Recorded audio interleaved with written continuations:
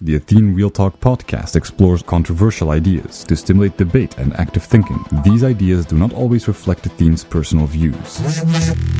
Welcome to the Athene Real Talk Podcast. He has been called the best gamer in the world, hands down. World-famous gamer and philanthropist Athene. Gaming for Good, it's called, has raised more than $20 million. Using his notoriety to raise money for charity. On activism, science, culture, and self-development. Proud to have him in the studio today. I would not want to take you on in a video game. I want to talk today a bit about me, but not so much my life, my approach on the stream. Because it's something that I've always explored.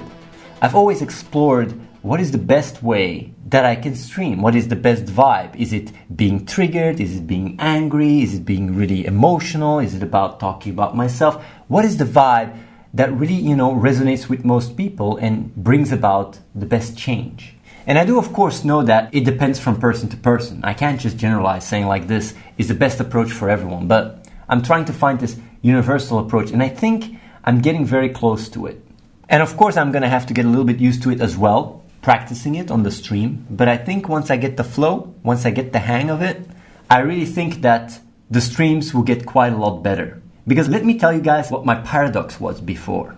My paradox before was, how do I behave? Do I behave and confront you guys with the stuff you guys are doing that is irresponsible? Or do I show understanding for all the problems, all the emotions, everything you guys are going through? Like, where do I draw the line between one or the other? And it's really been quite some challenge in my life as well. How do I come across? To which extent can I show understanding without being taken advantage of? Or to which extent can I be confrontational without judging and labeling and really making people feel worthless? It's like basically this yin and yang, in a sense, that is constantly dominating my mind and wondering like, what is the best way that I can actually inspire you guys to be people that are really consistent within reality, without giving too much away from your heart, without giving too much away from your reason, and finding this bond that really brings about this consistent being of who you are.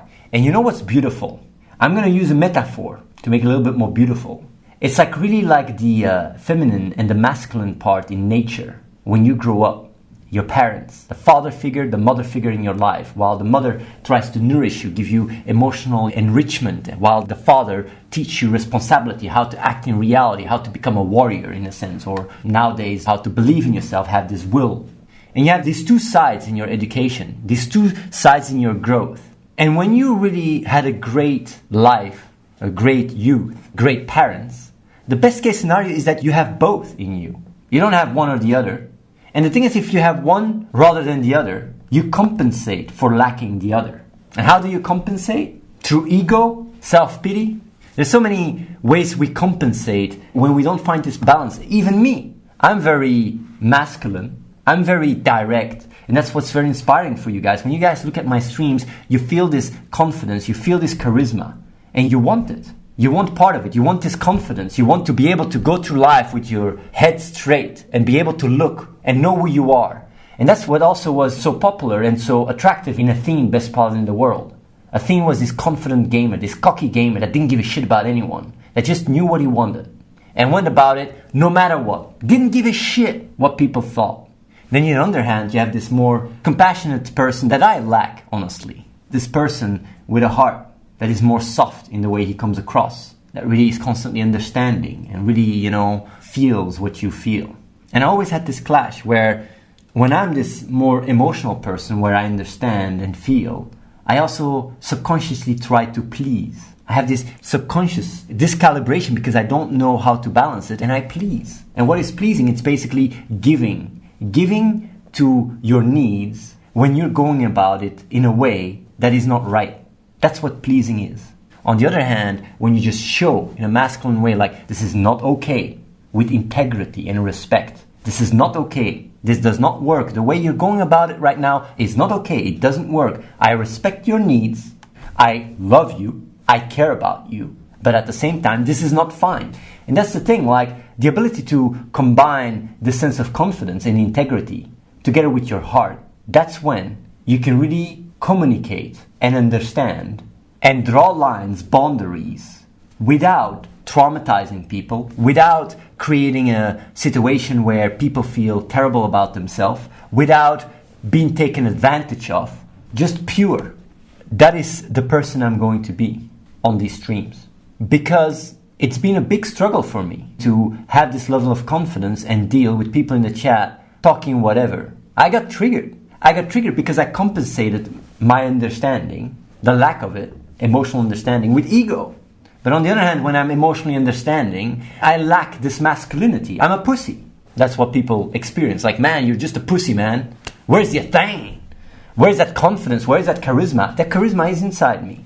I don't lack masculinity. I really know how to be charismatic. I know how to be confident because I am confident. And the beauty of it is that I understand now what it is that people want. Because I thought, like, people want to be understood.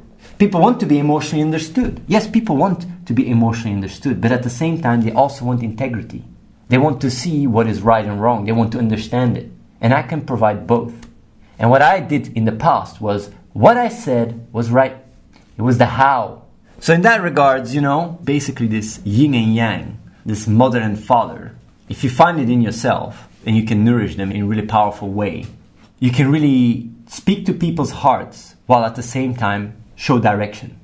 And that's the thing, like, I was confused because I had this constant balance between the two and fight, where it was either one or the other. The idea that you could be masculine with a heart was almost like alien to me, but I understand it now. I can truly care for you guys by, rather than judging you for what you do, showing really appreciation and showing really caring for you, for your essence, while I can still say this action is not fine. I can show understanding for your needs and even want to provide them, but at the same time I can criticize when you go about it in the wrong way. And if you have this clarity combined with this compassion, people gravitate towards that. People want that.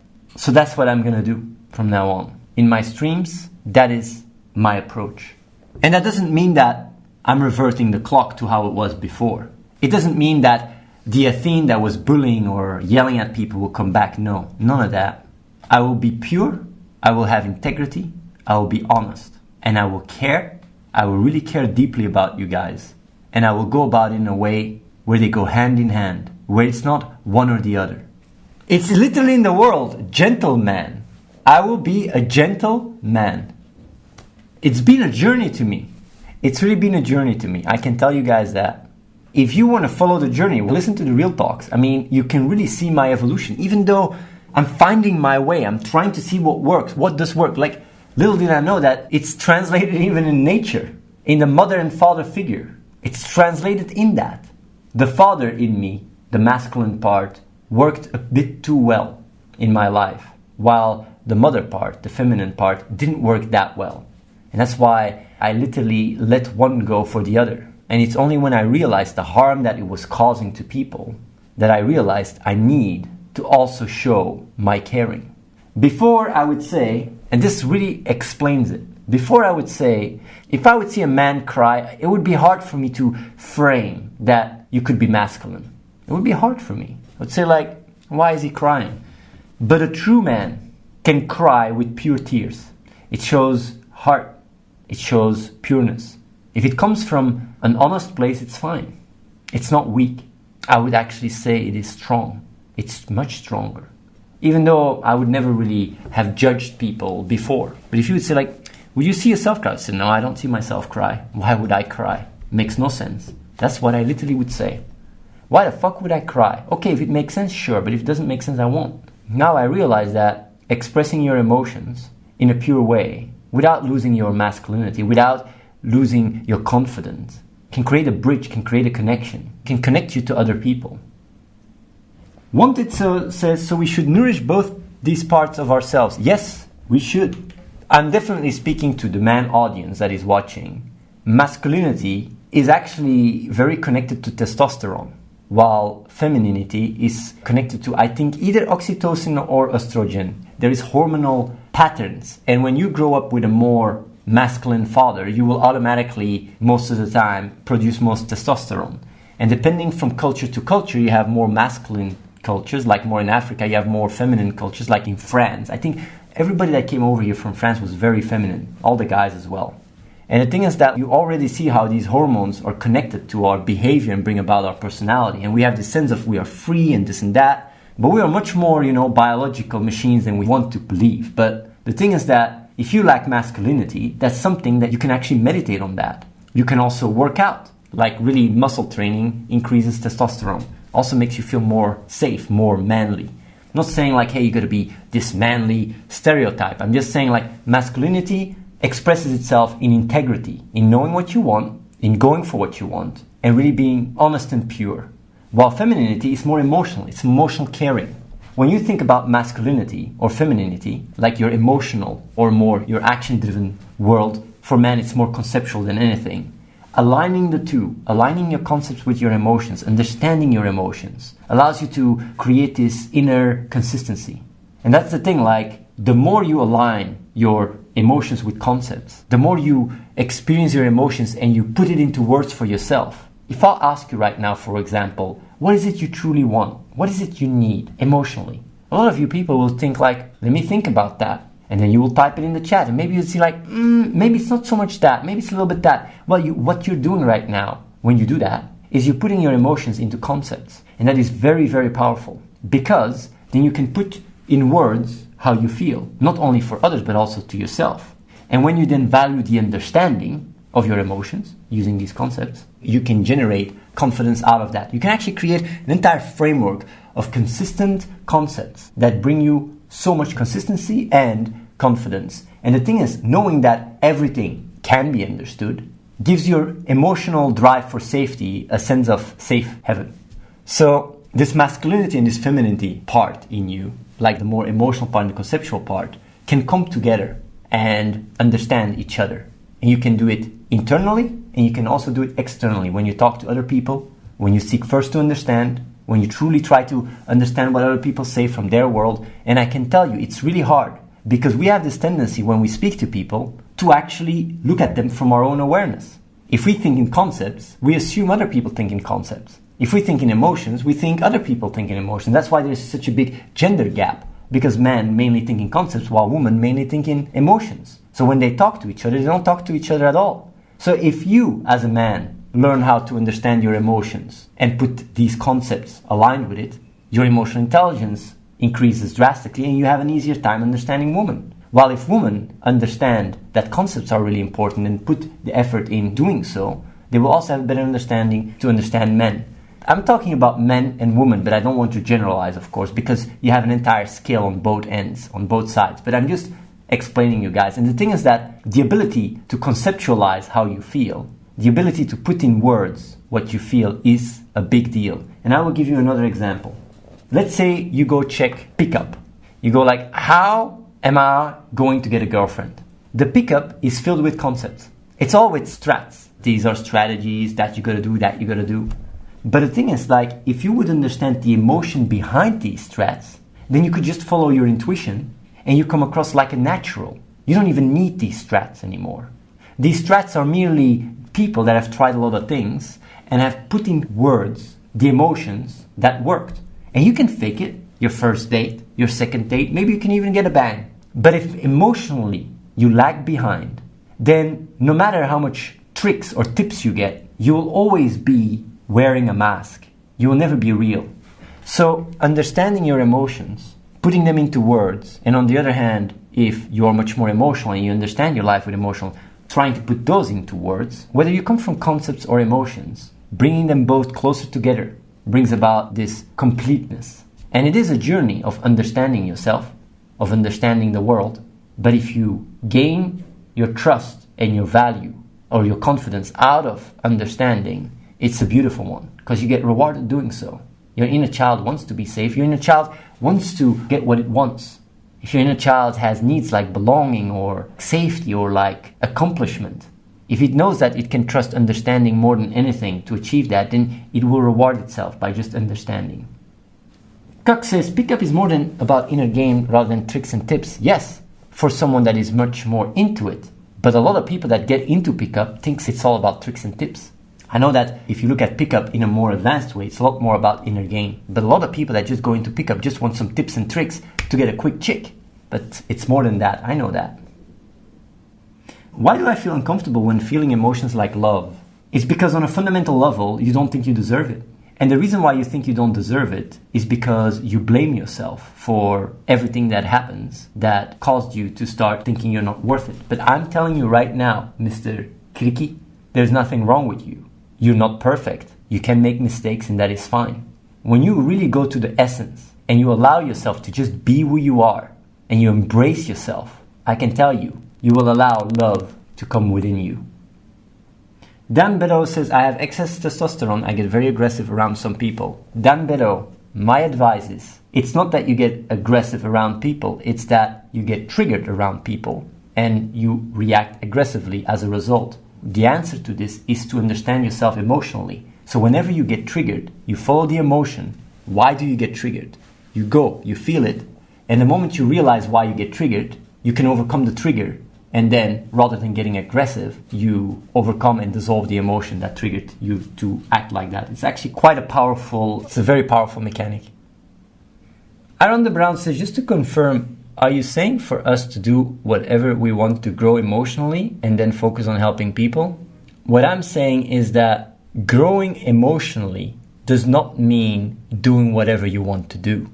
Growing emotionally means that you go through the process where you try to understand your emotions and try to fulfill them with respect to the consequences of your actions. But that synergy, that relationship is one that you define and not me.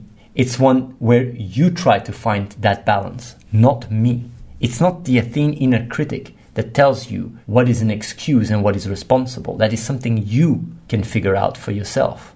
So if you think or feel like having friends and work and gym and girlfriends is what helps you actualize yourself and get these needs, and you always try and understand and grow and not diminish reality, then you can get wherever you want.